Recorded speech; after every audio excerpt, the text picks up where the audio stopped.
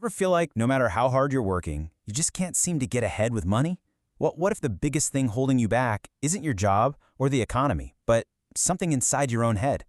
Today, we're diving into this idea of a money mindset and how the stories you tell yourself can literally build or break your financial reality. Let's get into it. And this quote from Kevin Hart, it just hits the nail on the head. He talks about being stuck in a small box with a small mindset. I want you to think of that box as this invisible cage, right? And it's built from our own limiting beliefs about money. Our goal today is to show you where to find the key. So let's make this personal right now. Just ask yourself and be honest. When you think about money, are your thoughts, I don't know, expansive and open? Or do you feel them bumping up against the walls of that small, invisible box? To figure that out, we first have to understand what those walls are actually made of. So in this first section, let's talk about identifying those invisible barriers that might be holding you back without you even realizing it. And here's the main idea, the big takeaway. This restricted thinking, it's not just a bad attitude.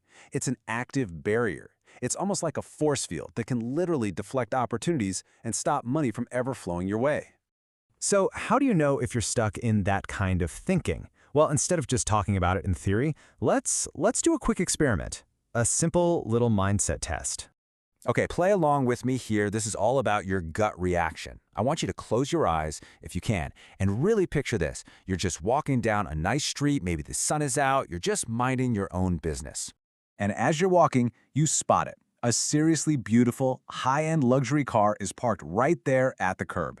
The paint is perfect, the design is just incredible, and you can even peek through the window and see that super exclusive fancy interior.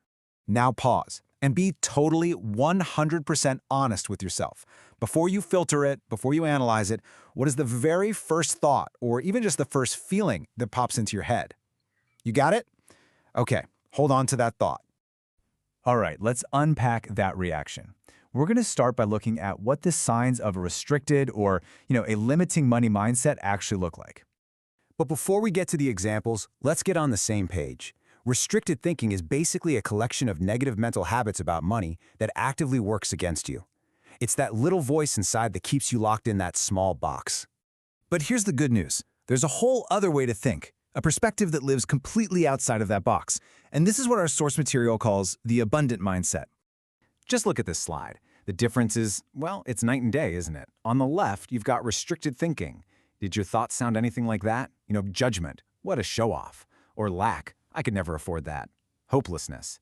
But now look at the right side. The abundant mindset reacts with excitement, with possibility. It doesn't see someone else's success as a personal insult. It sees it as inspiration. And this, right here, is the entire point of the test. That split-second thought you had, it was never really about the car. It was a mirror reflecting your deepest, most fundamental beliefs about money, about success, and ultimately about what you feel is even possible for you. So what if your thought fell into that left column? Does that mean you're stuck? No way. This is the most powerful part of the whole idea. You can actually change it. So let's get into the how. Let's talk about the practical steps for rewiring your financial brain. See, the key thing to get here is that these beliefs, they're just mental habits. That's all they are. Think of them like well-worn paths in your brain. And just like any other habit, you can blaze new trails, you can weaken the old ones and replace them with new ones through deliberate practice and, you guessed it, repetition. So how do you actually do it? Well, it's a pretty simple 4-step process. First, you visualize your goal. Get super clear on it. Second, and this part is absolutely crucial, you identify the resistance. When that little negative voice pops up, that's it. That's the old mindset fighting back. Third, you consciously practice the new thought. You replace the "I can't" with an "it's possible for me." And finally, you just repeat. You do it over and over until the new positive thoughts stop feeling weird and start feeling totally natural. Now, this might sound a little simplistic, but there's a really profound truth here. Like the source says, just telling yourself, "I can afford this," isn't about fooling yourself. It's about opening your mind up to the possibility, which is always the very first step toward making anything a reality.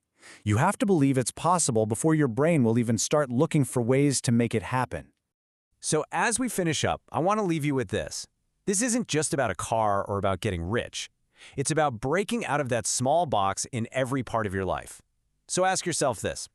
With an open, abundant mind, What's the first thing you're truly ready to welcome?